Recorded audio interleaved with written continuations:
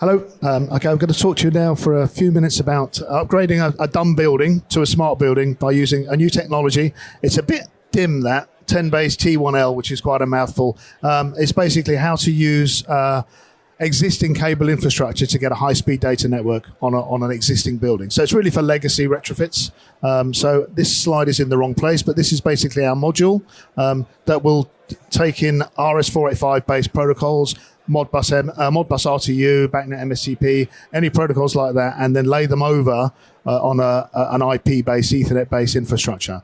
And the advantage of doing that is you're going from modem speeds, dial-up modem speeds. Anybody remember dial-up modems and how slow they were? So we're going from dial-up modem speeds up to broadband internet speeds. So from sort of 38K4, 76K6 if you're lucky, 76K8 if you're lucky, to 10 megabits per second. So much faster, which is what you need for smart buildings these days. The challenge has always been getting that data over a single pair. Most Cat5 type IP cable uses a different type of cable, uses twin pairs instead of a single pair, and then an existing cable will just be one daisy chain screen twisted pair. So that's what the electronics look like, and the advantage of doing this is you use all of the existing cabling. So if you're upgrading a building, the most expensive portion of upgrading that building has always been the cabling and the containment to rewire all the 485 or whatever the legacy cabling is onto Cat5 or some sort of IP infrastructure. That's a huge cost, and the switches that go along with that are expensive switches. So with 10BASE-T1L, or T1L as we call it generically now, it's a much easier install. You just change the controllers, all the cabling remains the same, and you get the benefits of high-speed networking along with that. So you seamlessly replace your old networks.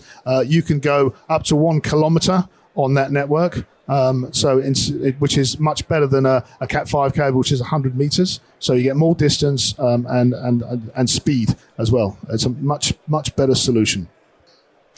And you can also do it in phase deployments. You don't have to do the whole building at one time. You have to do a whole segment. You can't just do bits of one segment, but you could do a whole floor at a time. You don't have to do the whole building in one go. Very quick installation, because you just really plug in a module in. There's a slide in a minute that will go into that in a bit more detail. No terminations of Cat5 cables, which is sometimes a sticky bit when you're installing Cat5. You can make mistakes on that, and as I mentioned earlier, phase deployment to do sections at a time.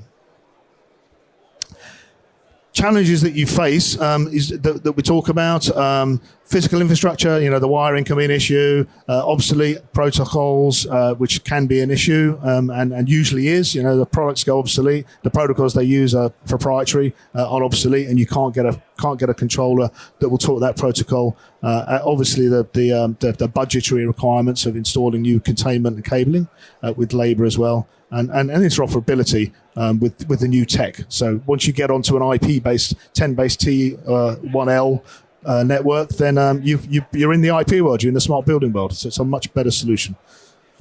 Bringing all that data to the edge is what we're all about, really. So the module there, you can also run this because it's just running raw Ethernet. You don't actually have to have these devices running as IP, and that can be interesting for the cybersecurity teams in the IT departments of these buildings, because they see every IP device as a potential threat vector. Somebody can attack that point. So there's no IP there. There's no cybersecurity risk, but you do maintain the increased speed of doing that. So it's a good solution. Product features. So we are we manufacture the module, but actually the module can be used on any network. It doesn't have to be our network. It can be a BACnet network. It could be any RS485 based protocol. You can run pretty much anything over it. You can run MQTT, REST APIs, and any other protocol over there. So it really does bring a dumb building into the smart world. We've also started to build it into our controllers now. So obviously, if it's in our controller, it's our product. But then you don't have to. If you're replacing the controller will have T1L on board. So for legacy, that really is a very strong advantage. You can see how the unit works there. There are 2 T1L ports shown at the top, an in and an out basically. So you come in from the node upstream, and then you go down to the node downstream, and then you have an Ethernet port which is shown at the bottom there, which is where you then plug into the controller. So you do have a small Ethernet cable run there, but that's very short distance, and 24 volts AC or DC for power for our module.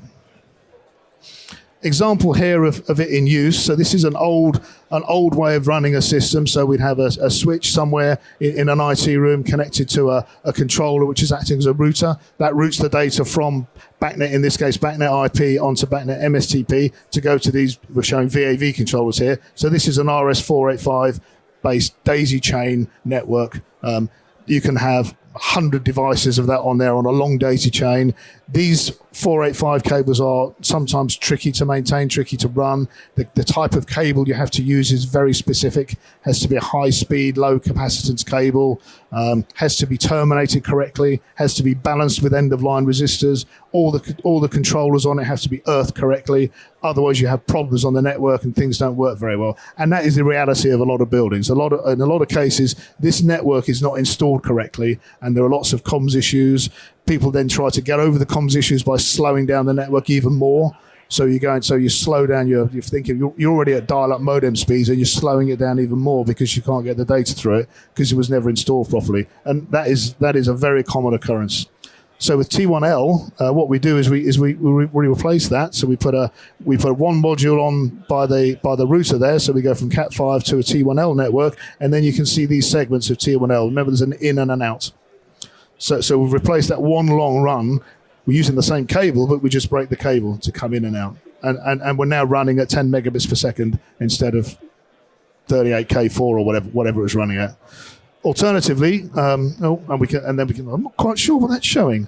Connection to the cloud, I suppose. Because we can run secure protocols over this. Because we're on IP, potentially, we can be running BACnet Secure Connect here. So you've now got security at every device as well. So the data on the line is now encrypted. Some sites are very concerned about being able to be hacked by plugging in some sort of network sniffer and getting into there. With BACnet Secure Connects, we're actually running encrypted data on these lines. Alternative infrastructure cabling here would be just using the module. So what I'm showing Delta controllers here, but these could be any controllers because we're using our module that will just convert. It's a media. Think of it as a media converter to go from Cat5 onto T1L. And again, these are shorter legs. So a long run is then split into multiple much shorter legs.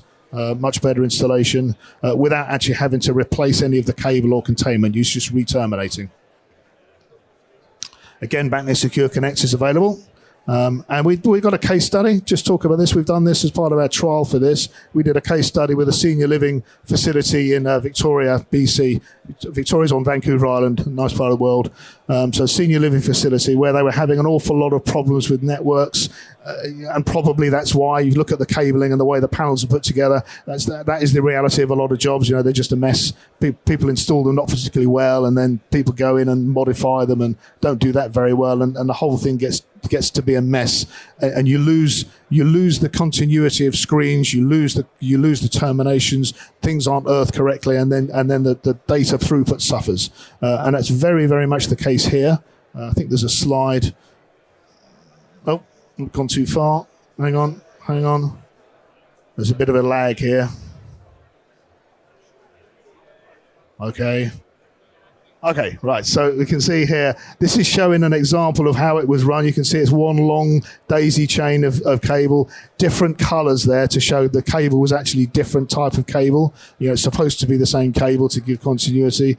There was a Corel controller and an air handler up on the roof that was connected via Cat5 into the last controller on the line. So it's a real horrible architecture as well. And the problem we were getting was just not being able to see the data points coming through on the head end. You know, the controllers were dropping offline. When you could see a controller, it was taking minutes to get the data to come up instead of, it should be pretty much instantaneous. So we did the upgrade was really to fit the modules, break up the network into smaller segments, use T1L protocol. And that's where we went and just rejigged the connection to the air handling unit. Quite a simple install, really. Just really putting these modules in the panels where the controllers are, re-terminate the connectors, and in you go. And we had a massive ink. You can see here we're showing there. We were pulling in all the data objects from that device, in 4 seconds instead of about 3 minutes. The devices that were offline suddenly appeared online, and all of a sudden the network was singing and dancing really well. And it was a really quick install. They did it in a day. Low cost. The modules are not expensive. So it was a really, really nice. Everybody was really happy with that job. Very good. That's it from me. I'm probably a bit ahead of time, but okay. Thank you very much. Any questions? Thank you.